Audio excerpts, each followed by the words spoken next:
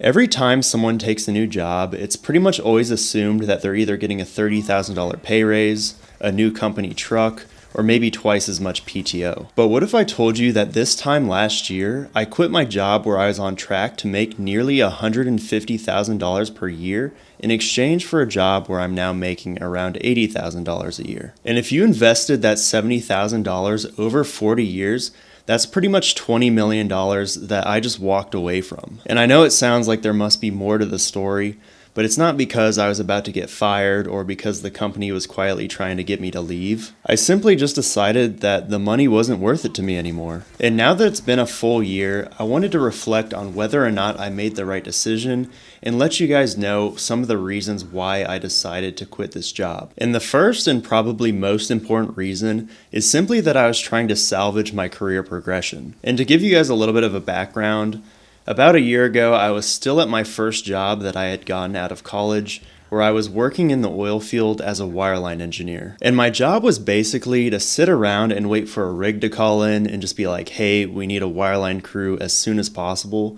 And then just like that, I'd be on the road to some rig somewhere, maybe in a place like Mississippi or Ohio. And once I got there, it would just be hours of me collecting data using diagnostic tools. And wireline is one of those jobs where the first year or so is pretty much a 90-degree learning curve, because not only are you learning how to run all of these different tools, but you also have to know how to check all of the data quality and how to troubleshoot the tool when it's 2 a.m. and you're just running off of Celsius. But once I hit the 1 year or the year and a half mark, I started to notice that things got very repetitive. Every day I was running the same tools, collecting the same data, and solving the same troubleshooting issues. And it was around this time I started to really wonder what was next for me, right? Because I had already been there around a year and a half, and I was starting to get tired of the field life and wanted to move up somewhere else in the company. And it became apparent really fast that pretty much the best option that I had was just to become a manager of a wireline base, which, based on how my boss always seemed like he was about to have a heart attack, that did not seem like the route for me. And if I stayed in the field long enough, I knew I had the option to eventually retire early, but God forbid if I ever got laid off, I would pretty much have to find another company running the exact same tools, or else I would just be cooked. Because even though I was technically an engineer, I wasn't really learning any new engineering skills or softwares, and I was even forgetting how to use Excel, which is pretty much like the backbone of any engineering job. So I realized the time window was really tight for me to leave this job, because if I waited too long, I was just going to become a washed up field engineer that couldn't do any other engineering jobs. So I started from square one and went to go work as a pipeline engineer. And I'm going to be real with you guys, like I knew absolutely nothing going into this job. And I was really worried at first that I wasn't going to make it very long before I kind of got exposed. But 1 year in, and I've already developed numerous skills that I could transfer to hundreds of other companies, whether that's still in oil and gas or other industries entirely. So I feel like I've pretty much just saved my career. And even though I took this massive pay cut, I feel like it was worth it with a long-term outlook, because I know now that if, oil drops to $0 or something, I'm not going to be left high and dry. And once I wasn't working those 80-hour weeks anymore, it helped me to actually realize what I'd been giving up that whole time. And that's because the work-life balance of a field engineer is kind of ass. I was pretty much averaging anywhere from 60 to 80 hours a week, and I pretty much lived my whole life on the road, where I was just bouncing between crusty hotel to crusty hotel, where it was pretty much just a toss-up every day on whether or not I was going to be dealing with toenail clippings everywhere or just hair clogging up the drain. And even when I was home and had the opportunity to go visit my girlfriend who lived 3 hours away, there pretty much was nothing stopping my boss from giving me a call and bringing me right back out to the job site. And being that I was a guy in my 20s, I kind of just brushed this off as being the grind set, and that, I had to do it if I wanted to be successful and set myself up for long-term success.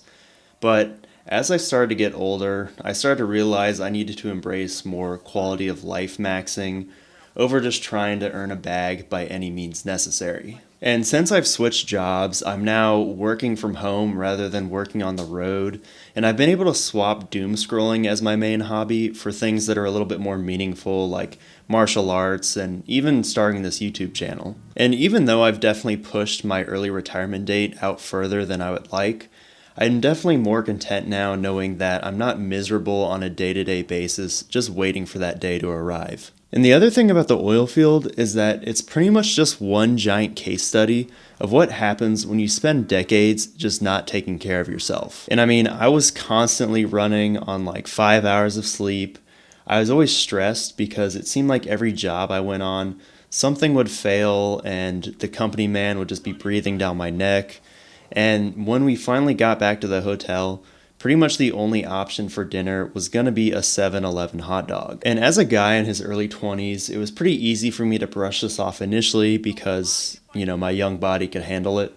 But whenever I talked to some of the older guys, they would always be tired and in pain and struggling with things like diabetes and gout.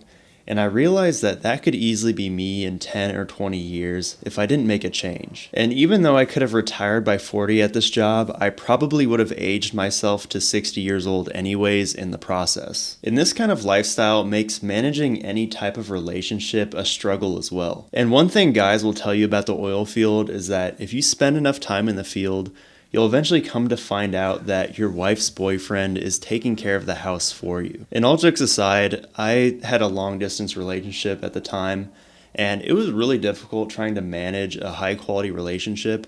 And it felt like a lot of nights, the best we could do was maybe a 10-minute phone call. And as far as friends goes, I was pretty much a loser, and I still am, but at least not to the same degree, because it's just hard to build any sort of social circle when you don't actually live in any one place for more than a few days at a time. So I guess the big question now is that with all that being said, do I regret anything 1 year later?